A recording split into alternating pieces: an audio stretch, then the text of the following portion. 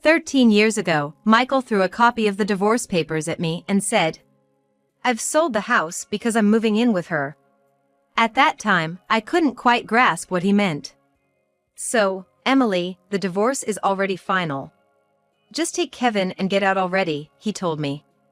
Those words have stayed with me. I was surprised by Kevin's words when he returned from a job interview at a company. I asked the HR interviewer, "Does your company condone affairs?"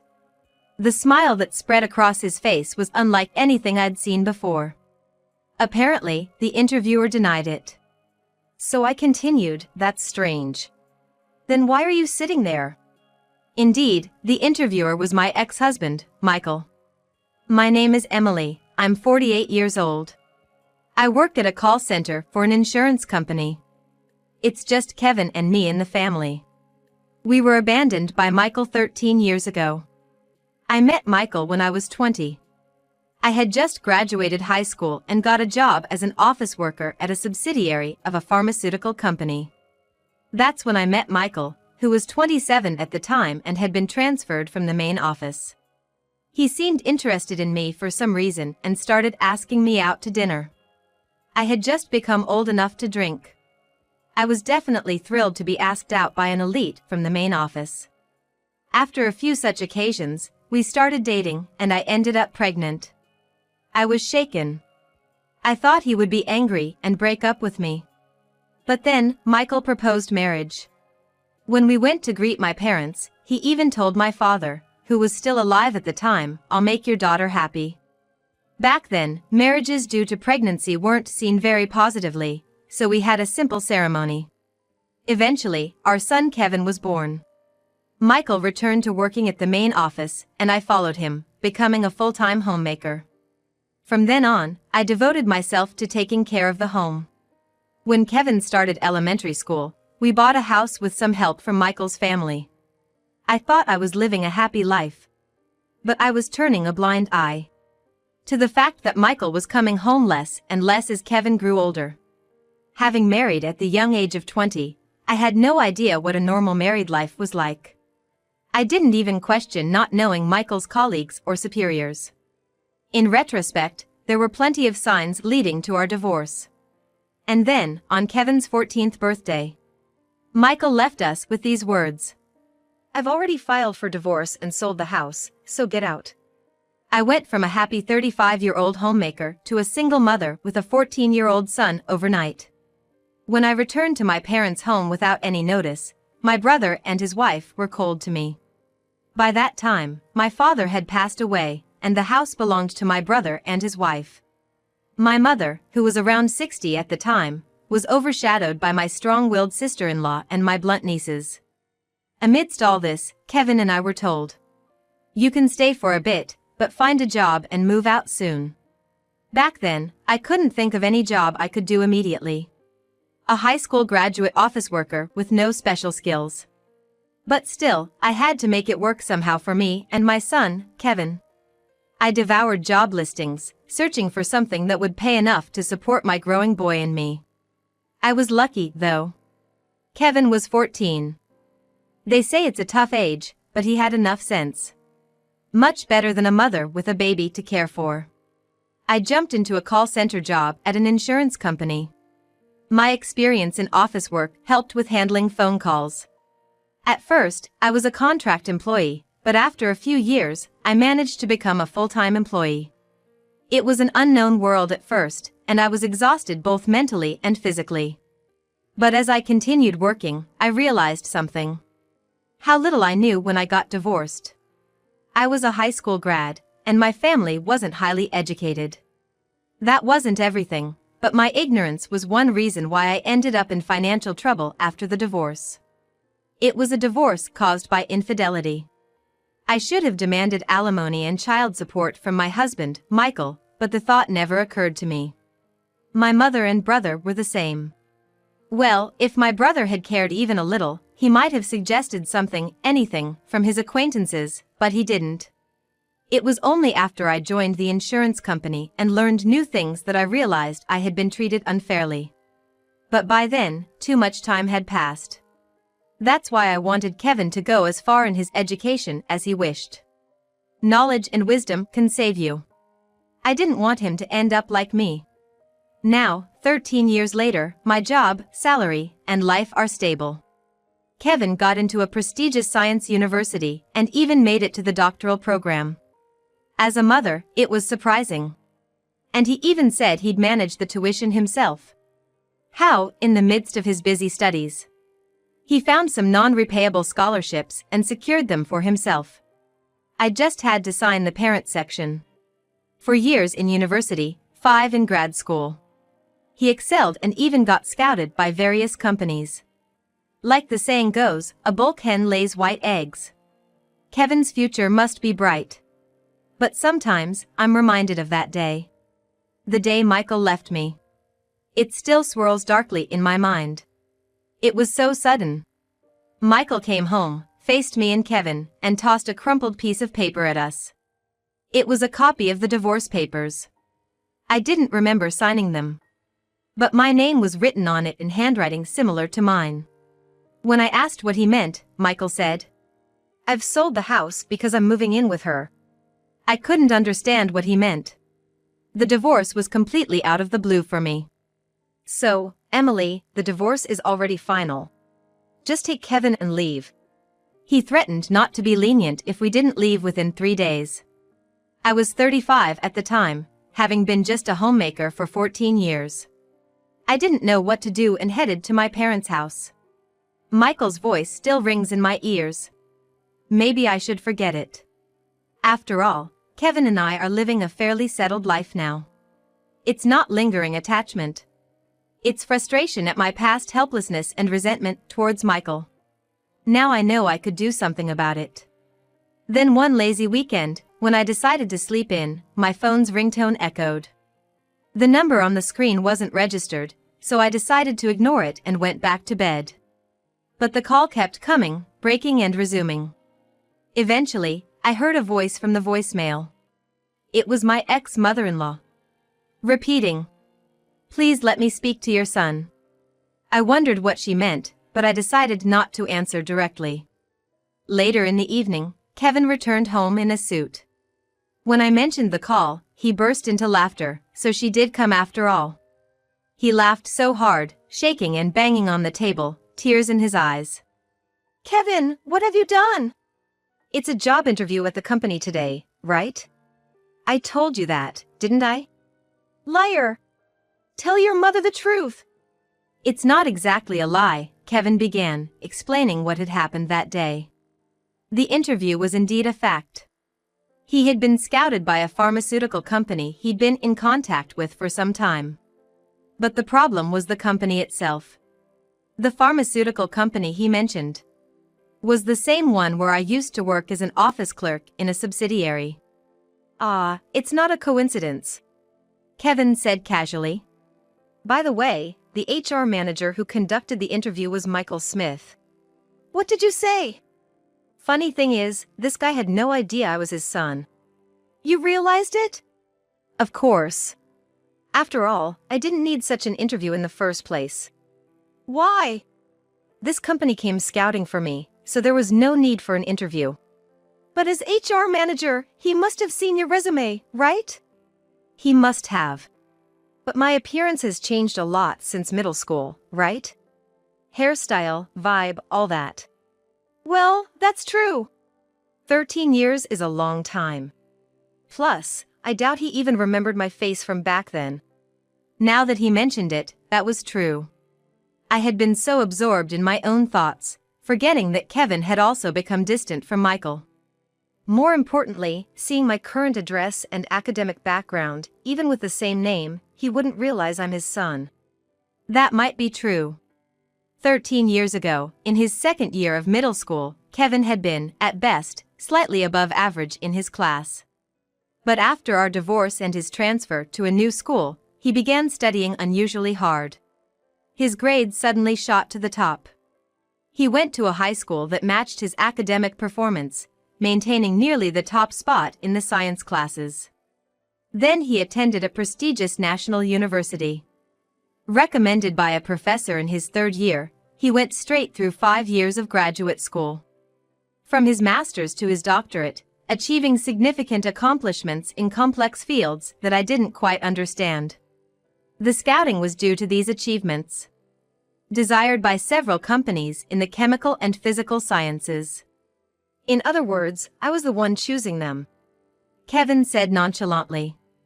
That's why I asked for the interview. I had researched and knew he was the HR manager. I was surprised at his initiative. But he didn't change his expression even when he saw me. The interview was standard. Except Kevin had more questions to ask. So I asked the interviewer, "Does your company condone infidelity?" His face then lit up with a smile I had never seen before. And what did he reply, this HR manager? "Of course, it's not ethically acceptable," he said. Hilarious, right? So I continued, "That's strange. Then why are you here?" His face instantly froze. Kevin couldn't stop laughing. Then, thankfully, the executive next to him asked me what I meant by that. That's when I pulled this out, he said, showing a crumpled piece of paper. It was a copy of the divorce papers Michael had thrown at me. This is a copy of the divorce papers my mother was tricked into submitting by this man. What does your company think of this? You kept that copy all this time?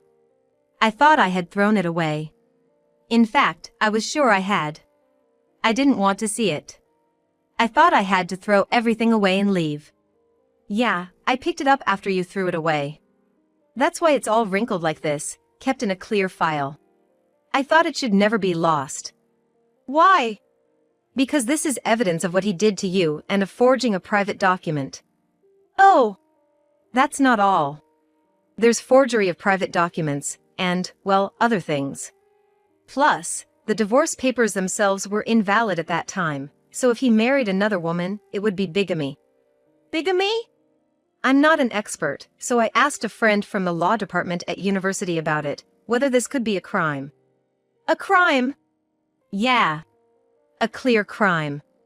So I told them right there, isn't this forgery of a private document? I gave a copy of the copy to the executive. I see. The original of the copy is here, so a copy of the copy. But with my fingerprints on the copy, I'm not handing over the actual evidence. And guess what he did next? What happened then? Suddenly, he stood up and shouted, "You're treating your father like a criminal." And then, he kept insisting to the executive that what I was saying was a blatant lie, a misunderstanding. Huh? I couldn't help but feel amused. What was that man thinking? But you've got to give it to the executive. He seemed to understand what I was getting at. He turned the questions towards him. You know, there's a hierarchy in companies, right? I guess he was aiming for the executive's position. It seemed like the executive was assessing his character. First, he kicked him out of the room, then turned to me and said, "Did you ask for this interview not for a job, but for this?" Yeah, I did apologize. I'm truly grateful for the scouting from your company. It's a very attractive company. But I wondered, what if it's an unethical company that would just keep a person like him? Bold as brass. I couldn't believe he could say that so smoothly in an interview. The executive was really a great person. Whether or not I join, he thanked me for letting him know. He mentioned when Dad remarried after the divorce, he wondered why Dad chose a much younger woman. And he remembered you, Mom. Really? Yeah. You said our wedding was small scale, right? The executive was there as one of the few guests, as a supervisor back then. That's so.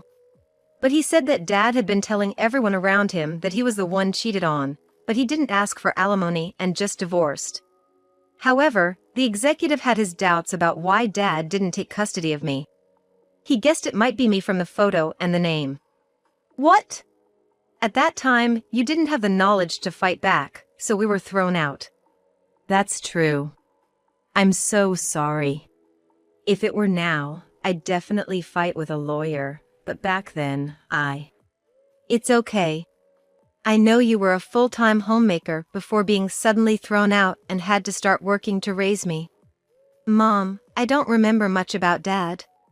He was always gone, maybe working, maybe not. Yes, Michael was hardly ever home back then. Perhaps marrying me was a mistake for him in the first place. He rarely took me to his family's home. Only during holidays, and when we went, I was just made to help in the kitchen. And otherwise, we just missed each other with his work.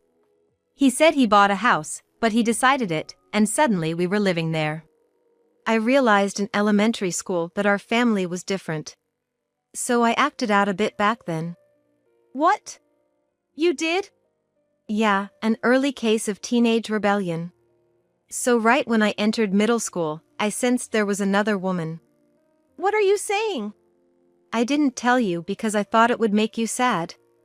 But I regretted not speaking up, especially when he threw the divorce papers at you and told you to leave. His voice was strained. I had never heard Kevin speak like that before. Mom, I decided I needed a weapon that would make me indispensable. A weapon? Something that would let me eventually hold him accountable for what he did. Then Kevin said, I hate to say it, but I took your situation as a lesson on what not to do. A lesson? Yeah, maybe. He easily discarded you, and nobody could oppose it because you and your family didn't have the knowledge to fight back. To be honest, I'm also angry at your brothers. You're not going to, your uncles? No, too much hassle. But even if I get a good job and succeed, I'll never associate with them. Oh, except Grandma. Really? I felt a bit relieved. Yeah. Because Grandma remembered your situation and repeatedly told me she was sorry. When did she tell you this? After I entered university. My cousins from your brother's side were acting flirty because I was in that university, which was annoying. I was shocked. I had no idea my nieces behaved like that. Hey Mom, what if we took Grandma in? What? She's always been sorry towards you. It seems painful watching her have to be careful around my aunt and them. Thank you. After we finished talking, I brought up something that had been on my mind. By the way, I've been getting a lot of calls from unknown numbers lately. Let me see, Kevin said, taking my phone. Oh, this. It's his family's number. The executive told me. Kevin said dismissively. Then he called them and put it on speaker mode. Hello? Hello, is that Kevin? It was my ex-mother-in-law's voice on the other end. Kevin muttered under his breath about her calling him by his first name. Yes, I heard from your father. You went all the way to a doctoral program at that university, and you're getting company offers. To think that a young man born to that woman turned out so well. It must be thanks to our family's blood. Kevin muttered to himself again. Hey, would you like to be adopted into our family? You're gonna be busy and need money, right? Better than staying with that poor woman. Plus, you're old enough now, right? We can arrange a good marriage for you. How about it? Sounds good, right? Kevin, are you listening? I apologize for being such a woman. I spoke coldly into the phone. By the way, did you think I had cheated? Well, that's... Oh, I see. It's not true. In that case, Kevin says he won't hold back. Let me pass the phone to him. Long time no see. I was surprised to hear from the company executive that my mom was accused of cheating. So, you were part of it too? No, we were deceived by Michael. You're calling my mom that woman, but you realize you were complicit in a crime, right? What? Unfortunately, the statute of limitations has passed, but your son committed bigamy by forging divorce papers and remarrying. It's embarrassing that I'm related to such a person. Of course, I want nothing to do with his parents. Oh, and a lawyer will be contacting your son soon for me and my mom. You don't want the inheritance? When I die, it'll all go to you. Kevin snorted. I don't need that. You should worry about the alimony payments instead. He ended the call. Did I go too far? I shook my head vigorously. And laughter bubbled up from within. That's the spirit. If you're going this far, I need to step up too. Kevin patted my back with encouragement. After that, I got a lawyer through Kevin's friend and started working on an alimony claim. The usual statute of limitations for alimony claims due to infidelity is 3 years. But I learned here about something called an exclusion period. It's valid for 20 years from the act of infidelity. I found out about Michael's cheating 13 years ago, but never investigated who he remarried or the details. I couldn't bear to think about it and didn't have the capacity. But I looked into it again. Included in the alimony claim were the facts of him forging the divorce papers and then submitting a marriage registration, constituting forgery and bigamy. Although we couldn't pursue criminal charges due to the statute of limitations, it served as a weapon for the alimony claim. I claimed alimony from Michael and his current wife and 4 years of child support for Kevin. After that, my phone started ringing non-stop again. Bigamy? What have you told him? You're ruining me. You want to destroy my wife and kids too? I let you live comfortably for 14 years. Don't think this will end here. So I replied just once. Why not sell your house then? And then I changed my phone number. As a result of our double attack, Michael paid the alimony, was demoted from HR manager, and transferred to a far-off factory as an assistant manager. I heard this from the executive I met again. Apparently, his new position is akin to a nominal busybody, unable to defy the factory manager. Indeed, even with the statute of limitations, now that several of his crimes have come to light, his reputation has hit rock bottom. He was on the elite track in the company, but now it's over. The pharmaceutical company's factory is located far from the capital region. Michael had to sell his apartment and turn it into alimony for me as part of his transfer. That was the only way he could pay the amount we demanded. Moreover, his wife and children had to move with him. It seems she had no one else to rely on. She married him at 20, just like me, and had been a homemaker ever since, enjoying the status of a high-ranking husband's wife. That backfired. She wanted to stay in the capital region with her children, but that was impossible. Her parents' home is as rural as the place he was transferred to. Apparently, she's not well liked by her in-laws. But I have my doubts about the in-laws too. Given how they treated me, I'm not surprised, but marrying off their son to a 20-year-old bride twice should have been a sign for them to sort out their son. They should have advised their criminal son before cutting off their incompetent grandchildren. Well, that's probably why they cozied up to Kevin. Ah, here's a brilliant grandchild. But that's irrelevant to Kevin. By the way, I heard an interesting story. After settling the alimony issue, my lawyer shared this with me. Wow, that guy is really a city boy through and through. What do you mean? His new place of work requires a car. I clapped my hands in realization. He's over 50 and rushing to a driving school to desperately get a driver's license. Both he and his wife. His wife too? Without a car, they can't survive there. For things like taking kids to and from school, shopping. Also, in such rural areas, you won't get hired for part-time work without transportation. I laughed, realizing the situation. I have a driver's license. My mother insisted I get it, even lending me money for it. That was the right decision. Just hearing about them is hilarious. A proud former elite over 50, chased by mundane tasks, learning the hard reality of getting a license from strict driving instructors. And the following spring, Kevin entered a training institute of another company, finally able to focus solely on his research, enjoying every day. Revenge is over. Now it's time for fun, for my youth.